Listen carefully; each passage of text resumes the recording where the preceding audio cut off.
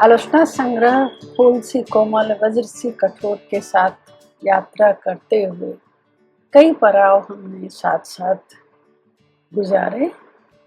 अंतिम पड़ाव इस कृति का शीर्षक है रिश्तों के बुलबुले।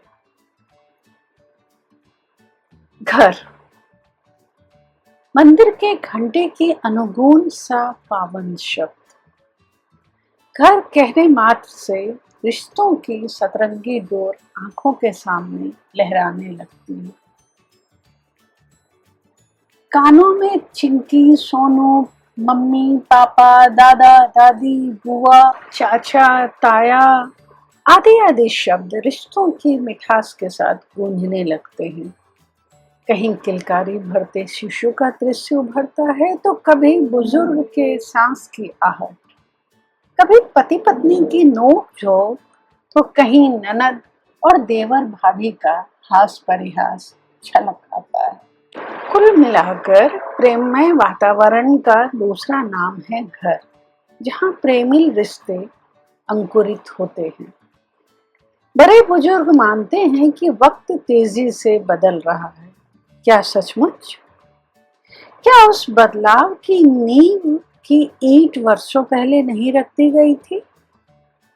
क्या आहिस्ते आहिस्ते बदलती हमारी जीवन शैली ने हम में से हर एक को लीक से जरा हटकर चलने पर विवश नहीं किया? क्या हमारी मानसिकता पहले से अधिक बदल नहीं गई? और इस बदलाव में क्या परिवेश का बहुत बड़ा हाथ नहीं है? अंतर्मन टटोलते हुए हमें उत्तर मिलता है, हाँ। अंतर्मन की गुहा में प्रवेश करने पर कुछ और उत्तर मिलते हैं, जैसे कि बढ़ती महत्वाकांक्षा, बढ़ती आबादी के साथ घटते रोजगार के अवसर, शहरीकरण के विकास के साथ अपेक्षाकृत सुसंस्कृत और सुसभ्य बने रहने की कृत्रिम होड़ में छूटते गांव, निश्चल परिवेश और संयुक्त परिवार। ग्राम समाज में आज भी बड़े बुजुर्ग की छत्र छाया में परिवार विस्तार पाता है। आज भी पुरातन संस्कार गांवों में सुरक्षित हैं, किंतु यह कहना भी अनुचित नहीं होगा कि संयुक्त परिवार की टूटती रीढ़ के पीछे अनपढ़ या कम पढ़े लिखे माता पिता की यह आकांक्षा कि उनकी संतान पढ़ लिख कर कहीं नौकरी पाकर इज्जत की जिंदगी बसर करे, वह ना सहे जो उन्होंने सहा है। इसी इच्छा ने पहले ग्रामीण माता पिता के बेटों को शहर तक पहुंचाया, नगर से महानगर और महानगर से विदेश के पीछे समान इच्छा ही कार्यरत है। कृषि अर्थव्यवस्था का मूल आधार होते हुए भी वह जीवन देने में असमर्थ रही जो नौकरी पेशा या व्यापारी वर्ग में देखने को मिलता रहा है। इस लिप्सा ने यह भुलाने में योगदान दिया कि सुख साधन की प्राप्ति के बाद अभाव में जीना कठिनतम है। मनोवृत्तियां बदल जाती हैं और अनदेखी खाई रिश्तों के बीच पनपने लगती है। शहरीकरण अपने साथ कुछ संस्कारों का बीजारोपण करता है, उसकी अपनी कुछ मांग होती है और निवासियों की अपनी कुछ व्यवस्थाएं। बढ़ती महंगाई और जीवन स्तर ऊंचा उठाने की अपने हिस्से के आसमान को कुछ अधिक व्यापक बनाने की मनोवृत्तियां आज व्यवस्था में परिणत हो चुकी हैं।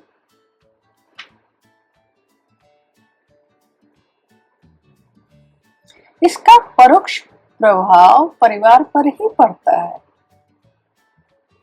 खासकर शहरों और महानगरों में रह रहे तथाकथित संयुक्त परिवार पर, जहां 3 पीढ़ियां एक साथ एक छत के नीचे रह रही हैं। पति पत्नी का काम पर जाना, थके हारे शाम को लौटना, ऐसे में उनसे एक ओर वृद्धावस्था की ओर अग्रसर सेवानिवृत्त या गांव से आकर बसे माता पिता, और दूसरी ओर बच्चों की यह अपेक्षा कि वे उन्हें सुने, समझें और उनकी इच्छा अनुसार कार्य करें, इन दंपतियों के लिए दुरूह हो जाता है। इसका असर सबसे अधिक घर की बहू पर पड़ता है, जो पत्नी और माँ दोनों है। उसकी बची खुची शक्ति ममत्व के उबाल के साथ ही संतान के वर्तमान और भविष्य की चिंता में लग जाती है। बच्चे ने ठीक से खाया या नहीं, स्कूल में क्या पढ़ाई हुई, ट्यूटर हैं तो वे क्या पढ़ा रहे हैं, बच्चा सही ढंग से समझ पा रहा है या नहीं, उसकी तैयारी, उसका रिजल्ट आदि आदि। कहीं ना कहीं यह भाव कि वह नौकरी तो इन्हीं की बेहतरी के लिए कर रही है, कहीं इस फेर में बच्चों की देखभाल में कमी ना हो जाए और फिर वह अपने और बच्चों के बीच फैली समय की रिक्तता को भरने में लग जाती है। पति अपने जरूरी काम से फुर्सत पाकर टीवी, नेट या फोन पर व्यस्त हो जाते हैं ताकि दिन भर की बोझिलता दूर हो सके। इस व्यस्त दिनचर्या में समय ही नहीं बच पाता माँ बाप के लिए कि वह घंटों उनके साथ बिताएं। माता पिता चाहते हैं कि बेटा अपना दुख सुख उन्हें सुनाए और उनका हाल जाने, उनकी सेवा के लिए बहू को कहे। आखिर किस दिन के लिए बेटे को ब्याहा? उनकी यही चाहत उनके अंदर पीड़ा भरने लगती है। वे घर में स्वयं को उपेक्षित महसूस करने लगते हैं। दफ्तर से आकर बहू का बच्चों के साथ अपने कमरे में चले जाना उन्हें नागवार गुजरता है और वे अपने समय बुजुर्गों के प्रति अपनी कर्मनिष्ठा की दुहाई देने लगते हैं। नतीजा, माता पिता और बेटे बहू के बीच भावनात्मक खाई बढ़ती है और यह खाई बढ़ती ही जाती है। एक छत के नीचे सगे अजनबी बनते चले जाते हैं और बाहरी लोग अपने कारण वही भावनात्मक रिक्तता की आपूर्ति। कई घरों में, खासकर जो माता पिता बेटे बहू के साथ रहने आते हैं, यह भी देखा गया है कि सारी सुख सुविधाओं के बीच बुजुर्ग स्वयं को इसलिए उपेक्षित महसूस करते हैं क्योंकि परिवार के हर सदस्य की अपनी बंधी दिनचर्या से हटकर चलना उनके लिए मुमकिन नहीं होता। बुजुर्ग के अनुसार बच्चे उनके कहे अनुसार अब चलते नहीं। वे स्वयं को घर की बेकार वस्तु मानने लगते हैं और पीड़ा को चिड़चिड़ाहट में बदलने से रोक नहीं पाते और फिर घर में सुख सुविधाओं के बीच कलह का जन्म हो जाता है। बुजुर्ग अपनी संतान का प्रत्यक्ष स्नेह चाहते हैं जो मिल नहीं पाता। और उसके बाद की अवस्था, दूसरी अवस्था उन बुजुर्गों की है जिनकी छत के नीचे बेटे बहू और बेटी रहते हैं। यहाँ उनके द्वारा फैलाए अनुशासन के जाल को जब बेटे बहू तोड़ नहीं पाते तो चुपके से अलग रहने की व्यवस्था करते हैं। कुछ ऐसे परिवार भी हैं जहाँ भाइयों और उनकी पत्नियों में इसलिए अधिक एकता है क्योंकि वे वृद्ध माता पिता के विचार, व्यवहार और अंकुश लगाने की प्रवृत्ति से समान रूप से परेशान हैं। इस तरह माता पिता के साथ होकर भी वे साथ नहीं होते और अपने ही घर में ये वृद्ध अजनबी से बने रह जाते हैं। उन सबकी पीड़ा एक ही होती है कि युवा होने के बाद बच्चे उनकी भावना, उनकी जरूरतों को नहीं समझते और अपने में तल्लीन रहते हैं। पार्क में टहलते हुए एक वृद्ध दंपति से मैंने बातचीत की। सुसभ्य सौम्य व्यक्तित्व। बात ही बात में जब मैंने पूछा कि बहू क्या करती है, उत्तर में वृद्धा के चेहरे पर क्षोभ उभरा।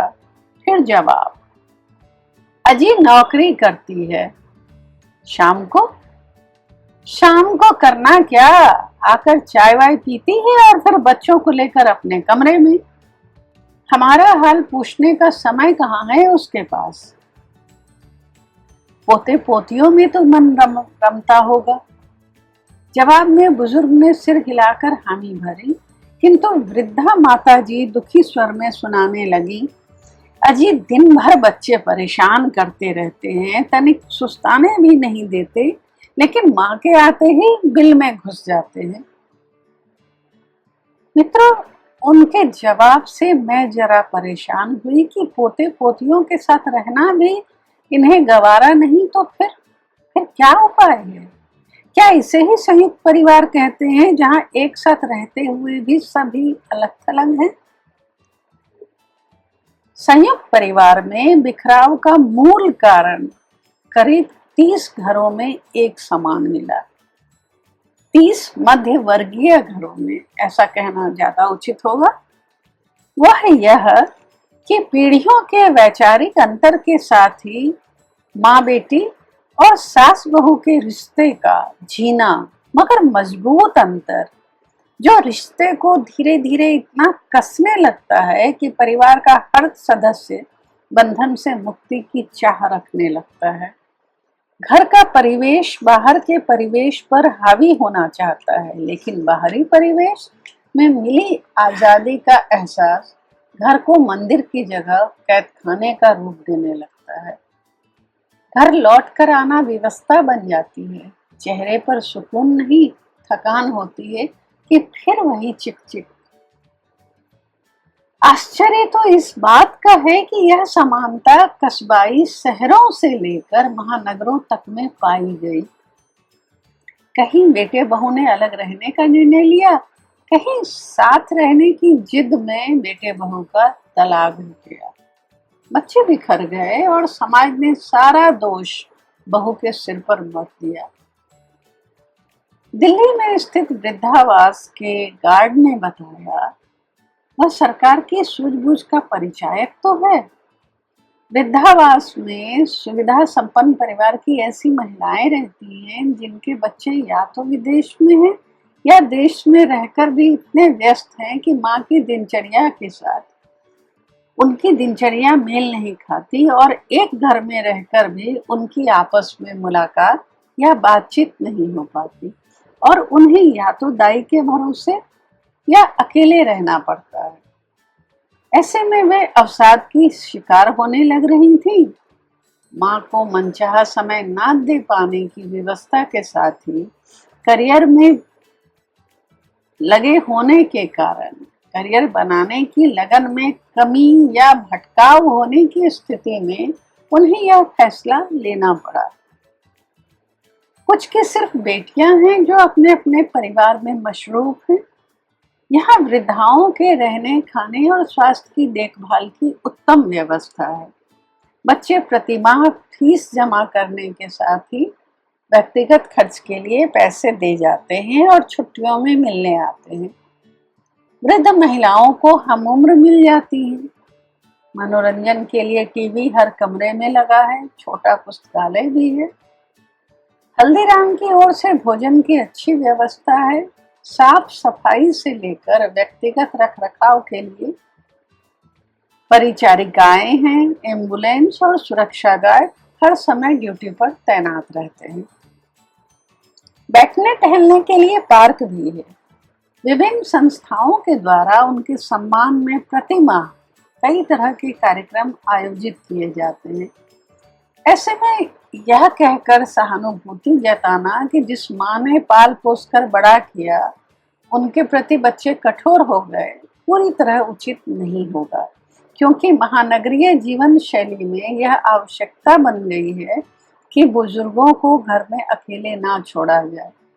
आए दिन अखबार ऐसी खबरों से भरे पड़े हैं कि बुजुर्ग दंपति की हत्या करके घर लूट लिया गया। कहीं ड्राइवर और नौकरों की मिलीभगत से यह सब होता है, कहीं बाहरी लोगों द्वारा। सुरक्षात्मक दृष्टिकोण से सरकार के द्वारा उठाया गया यह कदम सराहनीय है। अब तो कई निजी संस्थाओं ने भी वृद्धावास खोले हैं और पूरी सुविधाएं दी हैं। सबके अलग अलग नियम हैं, किंतु एक बात तो तय है कि वृद्धों का ख्याल रखा जाता है। कुछ महिलाएं जो नौकरी से सेवानिवृत्ति के बाद घर में बहू के साथ तालमेल नहीं बिठा पाई, उन्होंने स्वेच्छया वृद्धाश्रम में रहने का निर्णय लिया ताकि अपनी दिनचर्या और अपनी पहचान बहू बेटे के बीच धूमिल ना करे। ये महिलाएं जब चाहें अपने बच्चों के पास कुछ दिन या महीने भर रह आती हैं। इससे रिश्ते भी बने रहते हैं और कोई किसी के जीवन में हस्तक्षेप भी नहीं करता। कुछ वृद्ध महिलाएं ऐसी मिली जो घर पास में होने पर भी यहाँ रहना पसंद करती हैं। उनके अनुसार ना खुद को बोझ बनाओ, ना घर वालों को परेशान करो। सरकार ने इतनी बेहतर सुविधाएं हमें दी हैं, अब हम अपनी मर्जी से टाइम स्पेंड कर सकती हैं। बहुत हो गया घर संभालना, पहले अपने बच्चों को फिर पोते पोतियों को। यहाँ हमें अपनी चिंता करने की जरूरत नहीं।